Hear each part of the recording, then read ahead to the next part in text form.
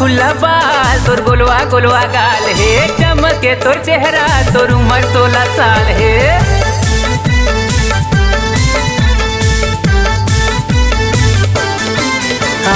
खुला खुला बाल तोर गोलवा गोलवा गाल हे, चमके तोर चेहरा तोर उम्र 16 साल हे, चमके तोर चेहरा तोर उम्र 16 साल हे।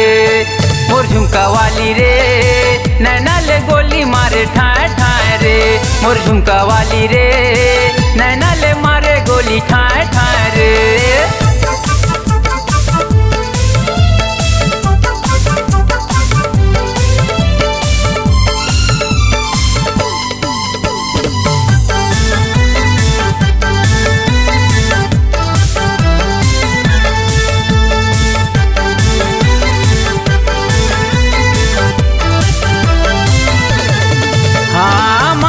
स्टाइल गोरी लगा के चश्मा 5G मोबाइल धरे रेंगे वो फैशन माँ।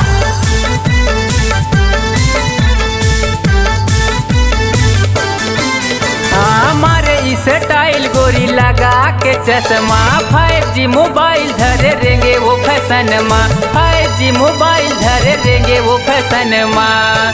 मोर कॉलेज वाली रे नैना ले मारे गोली साए साए रे, मोर कॉलेज वाली रे नैना ले मारे गोली दाएं दाएं रे।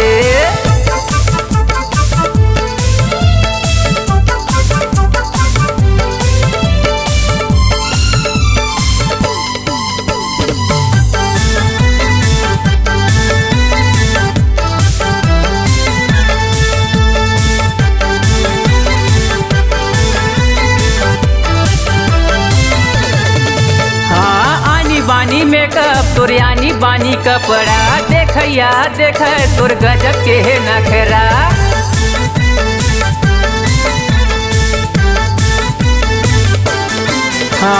आनी बानी मेकअप तोर यानी बानी कपड़ा, देखैया देख तोर भारी हवे नखरा, देखैया देख तोर भारी हवे नखरा।